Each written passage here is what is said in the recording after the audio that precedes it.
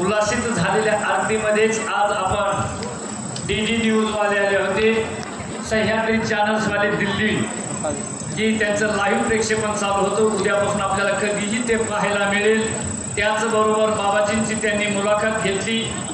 काही आपल्या